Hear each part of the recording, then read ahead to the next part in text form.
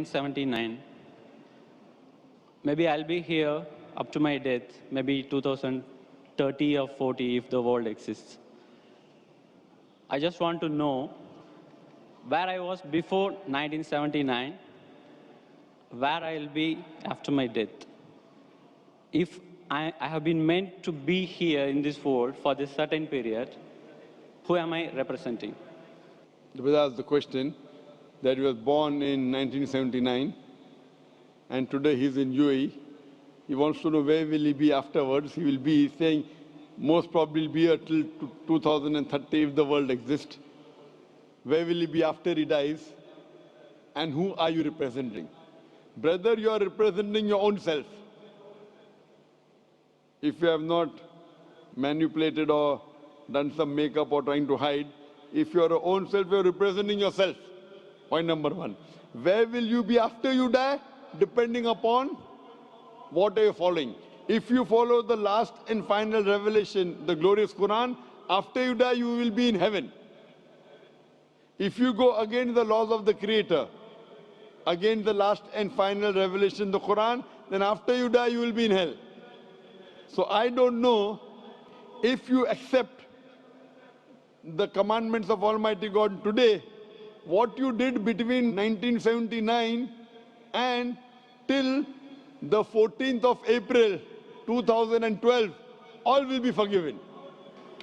All forgiven, zero will be forgiven. So in the past, whatever you have done in the past will be forgiven because our beloved Prophet Muhammad said, the moment a person accepts Islam, all his previous sins are washed away. So depending upon whether you follow the laws of the Creator, where will you be, I can tell you. But you don't know when will you die. If you say, if that is the case, you know what I'll do? Maybe I'll live till 2030, so I'll accept Islam in 2029. Brother, you don't know, even I don't know, how long will you live?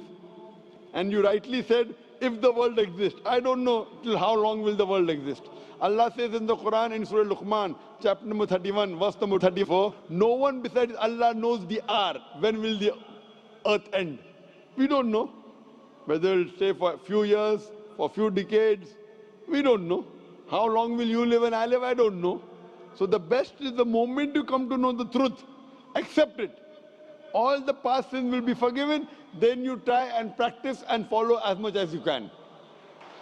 So where will you be after you die depends upon you. I can only guide you. Allah says in the Quran in Surah Ghashiyah, chapter number 88, verse number 21-22, Allah says, فَذَكِّرْ إِنَّمَا أَنْتَ مُذَكِّرْ. He tells the Prophet, your job is to deliver the message. Giving hidayah is in the hands of Allah subhanahu wa ta'ala. So I want to ask you, brother, after you die, do you want to go to heaven or hell? After you die, do you want to go to heaven or hell? To be frank, I don't know. You don't know. Because for me, the heaven and hell is here. It's up to us. Yes, this is temporary heaven, hell, temporary. As I mentioned earlier, Quran says in Surah Mulk, chapter number 67, verse number 2, Allazi khalaqal mauta wal hayata. It is Allah who has given you death and life so that He may test which of you is good in deeds. This is a test. And an average man lives in this world for about 70 years, 60 years. Some die at the age of 20, some 50, some live for 100 years. Average maybe 60 to 70 years. So this is temporary phase. The next life is eternal. So you say heaven and hell is here. And then if you try to make this life heaven by going after luxury, enjoying life, drinking alcohol, your next life becomes hell. Because Quran, Allah says in Surah Hud that those who want this world, Allah will give you this world but will not give you in the next life. Those who care for next life, Allah will give you next life, also this life.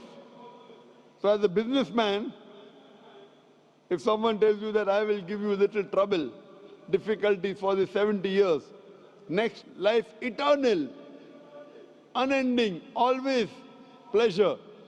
So this life is 0.00001% of the next life. As a businessman, you wouldn't mind saying, okay, I don't mind trouble in this couple of, small percentage. Like before the examination, you struggle, you stay awake, you don't sleep, or you sleep less, and then you appear for the examination. So that few days before that you struggle and you study, so that in future it is good for you. So similarly, brother, this life is a test for the hereafter. If you're a Hindu, if you're Mahesh, and if you believe in the Hindu scriptures, same the Veda says. If you read Rig Veda, book number 10, chapter number 16, verse number 4 to 5, talks about Punar Janam. Punar means next, Janam means life. Same thing what the Quran says about next life. So this life you come, and there's next life. Being born, dying, cycle of birth, rebirth is not mentioned in the Vedas. It talks about Punar Janam means next life, which is there in the Quran. So a really good person would think about, as a better businessman, that the next life is multiple times. Multiple, keep on multiplying. This life is a small, negligible 0.00001% compared to the next life. So as an intelligent person, you wouldn't mind taking trouble in this life so that your next life becomes paradise and heaven. So, brother, would you like in the next life to go to heaven or hell? Brother? Yes, sir. Would you like to go in the next life into heaven or hell? No, sir. I don't think I will be having a next life, because if I am going to have a next life. Do you believe in the Hindu scriptures? Yes, sir. You believe? Do Not you believe in the Vedas? Scriptures, some of the points. Do you believe in the Vedas? Yes. I don't know big about the Vedas. But you believe it to be sacred, correct? Sorry? Do you believe it to be from God? No, I feel I am God. You are God. All are God. That's what Hinduism says. Aham Brahmasmi. What is the definition of God?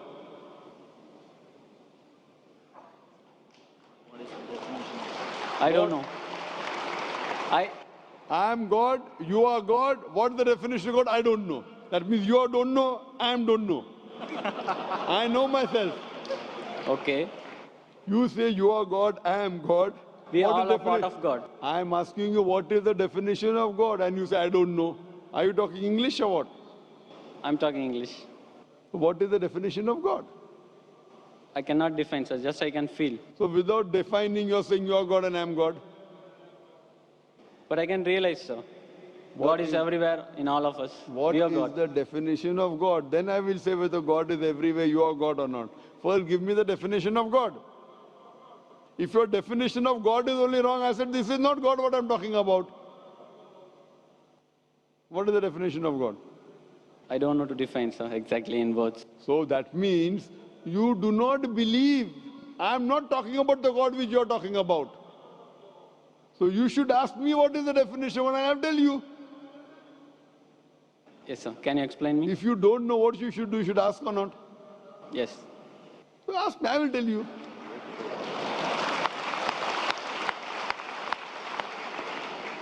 The definition of God come to according to Vedas and Upanishad, then I come to the Quran. If you read the Upanishad, Chandogya Upanishad, chapter number 6, section number 2, verse number 1, Ekam Evidityam. God is only one without a second. It's mentioned in Shvetasvatara Upanishad, chapter number 6, verse number 9. Nachasya kasij janita na chadipa. A Sanskrit quotation which says that of that God, he has got no superior, he has got no parents. Almighty God has got no Lord, no superior, no mother, no father. It's mentioned in Shvetasvatara Upanishad, chapter number 4, verse number 19. Na tasya pratima asti. Of that God there is no pratima. Pratima is the Sanskrit word which means image, picture, portrait, sculpture, statue. Na tasya pratima asti. Of that God there is no image, no picture, no portrait, no painting, no photograph, no idol, no statue, no sculpture. Same thing is repeated in Yajurved, chapter number 32, verse number 3. Na tasya pratima asti. Of that God there is no image, there is no picture, there is no portrait, there is no photograph, no sculpture. Furthermore, it says in the Brahma Sutra of Hinduism, Ekam Braham Dyotya Naste, Nina Naste Kinchan. There is only one God, not a second one, not at all, not at all, not in the least bit. So based on this definition, God is one, there's nothing like him. And the Quran further says in Surah Ikhlas, chapter number 112, verse number 1 to 4. The definition of God is, Qul huwallahu ahad. Says Allah one and only. Allahu samad. Allah the absolute eternal. Lam yalid wa lam yulad. He begets not, nor is he begotten. Wa lam yakul lahu kufuwan ahad. There's nothing like him. Qul huwallahu ahad. Says Allah one and only. Are you the only human being? Am I the only human being? Yes or no? Yes or no? I'm a human being. Are you the only human being? Only one? No. No. I'm one of the. Qul huwallahu ahad. Say He is Allah one and only. Allahu samad, the absolute and eternal. Are you absolute and eternal? Are you absolute and eternal? No. So how can you be God? I am not absolute and eternal. How can I be God? Lam yalid wa lam yulad. He begets not, nor is he begotten. Are you begotten? Were you born? Were you born or not? Yeah. So how can you be God? Even I was born. How can I be God? Do you beget? I have begotten. I have got children. Do you have children? Yes. How can you be God? Walam yakul lahu kufuwan ahad. There's nothing like him. What I'm saying That is, means your definition of God, forget what you say about God. I'm talking about my definition of God. Forget what you say about God now. Keep it. That may be God with a small g. I'm not talking about God with a small g, what you're talking about. I'm talking about God with a capital G. He's only one. He's all powerful. He's absolute. He begets not, nor is he begotten. There's nothing unto like him. Based on this definition, can you call yourself God? Can I call myself God? if you wish, you can. I asked you the question, are you born? You're saying yes. If you wish, then you'll be called a lunatic. No, sir. What I'm feeling is, What I am a happened? part of the God. You were saying the only one God, no? I feel I am the part of it, the big one. We all are part of it. Maybe we got detached, as like this world got detached your from the sun. definition of God. That's not the definition of God of Vedas. It's not the definition of God of Quran. So therefore I say this God is a different God. I'm not talking about the God that you believe in. I'm talking about the God which I believe in. He's one. He's not part of everything. Your God, forget about it. Keep it at the side now. Fine? The God what you're talking, keep it at the side. I'm talking about the definition of my God. You understand? He is only one. He's all powerful. Are you all powerful? Are you all powerful? Not all powerful. So you are not the God I'm talking about. What God you're talking about, keep that God aside. Okay. Okay? My God I'm talking about. Therefore, La ilaha, there is no God. All the other false gods are wrong. You keep it aside. I'm talking about the correct definition. Someone is talking about 2 plus 2 is equal to 5. That equation, keep it at the side. The God that I'm talking about, the entity I'm talking about, He is one. He is all powerful. He is absolute. He begets not, nor is he begotten. He is not born. He does not give birth to anyone. And there's nothing like him. He's only one. Do you believe in such a God?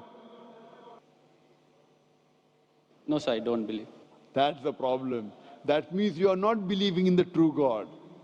My request to you is, you read your Hindu scriptures, all the quotation I gave, go and read the translation No, of the sir, Quran, try and find out the true God.